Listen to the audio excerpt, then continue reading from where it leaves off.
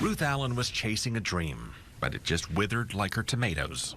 The sun and the heat is just taking its toll on it. In 2021, Ruth and her husband moved from Michigan to Florida. Back when the freedom of working from home and COVID restrictions to our north drove a mass migration south. We love the beaches. We also love Disney. They picked this home in Polk County to be not too far from both. She loved Florida until she learned how property taxes shoot up when homes change owners and tax caps go away. Our house payment went up almost $300 a month. And we've spoke with some of our neighbors, and that's on the low end. And she discovered the soaring cost of home insurance, fueled by a mix of storm damage, climate change, and fraud. When I got the insurance bill the next year, it had nearly doubled. And the fear that her insurance company could require her to eventually replace her roof. You're waiting for the other shoe to drop. Plus all the toll roads and the escalating cost of car insurance with no accidents or violations. This year, they sent the bill. It was going to be going up $800. And the rash of crashes that helped drive up our rates. Things that I just literally do this to. 148. So after 3 years of scrimping and trying to balance a budget, they're bailing out. Preparing to put their house up for sale and head north. And if we're lucky, being gone by the end of September. They've already picked a neighborhood in Tennessee, which, like Florida, has no state income tax. It would be at least $300 to $400 every month that we'd be saving. She's not alone.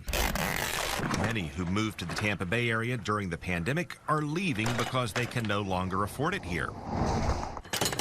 And so are many others who were born and raised here, like Amber Flanders. There's nothing like a beach sunset, but the mountain sunset is a very close second. She just packed up her belongings and moved to this home in East Tennessee. The 2 acres plus the home was less than $300,000.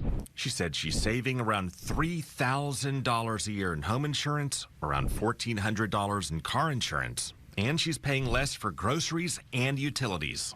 We got our first full utility bill, $50. Cody Sydenham and his family moved from Lakeland to South Dakota, trading theme parks for snowy mountains and the northern lights. One of the biggest reasons we left was the cost of living.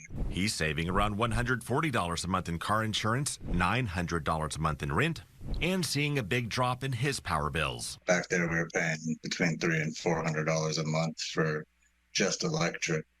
Now he's paying $60 to $80 in summer and less than $200 a month in winter. My highest electric bill was $181, and that's gas included with electric. An AARP analysis shows Florida has the 9th most expensive utilities in the nation. And on top of that, Tampa Bay's rate of inflation during the pandemic outpaced New York, San Francisco, Honolulu, and the other priciest places to live in the United States. That's why Melissa Lambert moved from Tampa to South Carolina. My husband was just like, we got to get out of here because in a couple years, we won't be able to afford anything around here. For perspective, here's the rate of inflation in 2022 in New York, and here's the Tampa Bay area. It still costs much more to live in New York, but we've closed the gap. Yeah, I definitely miss a lot of things about Tampa, but there's no way we could ever afford to move back.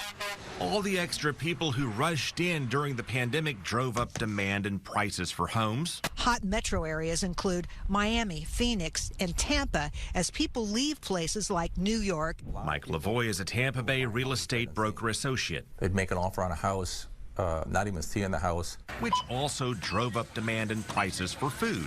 My wife and I went up to a sports bar we go to once in a while to have chicken wings. And $54 later, we're walking out of there with chicken wings. And when you think about all the people who moved here from high-cost cities like New York, and many of them now telecommute, so they're still earning high salaries, you can see how it's fueling the cycle. $54 for chicken wings wouldn't seem so steep in New York. Right. Oh, yeah. No. So when they come here, are they bothered by paying $54 for chicken wings? No. And when you have so many people moving in, willingly and gladly paying $54 for chicken wings, then you have continuing demand for those prices, and what happens next? A lot of people are getting fed up with the cost and are moving to less expensive places. Like Paul Kraft, who moved to North Carolina. Everything in Tampa seemed like it was like $1 to $2 more than what we pay for here. But as Paul, Cody, Amber, Melissa, Ruth, and many others leave, they're being replaced by northern transplants who can't afford the rising costs. I still have a lot more people moving in the state than I do out of the state. Which is churning our population and still growing it. As long as the economy holds up, I think we'll see a lot more people moving into Florida than move out. Housing prices will probably not go down. If they do, it's going to be a point or two. Which may continue to drive our economy, but also drive more working class families and retirees on fixed incomes out of Florida.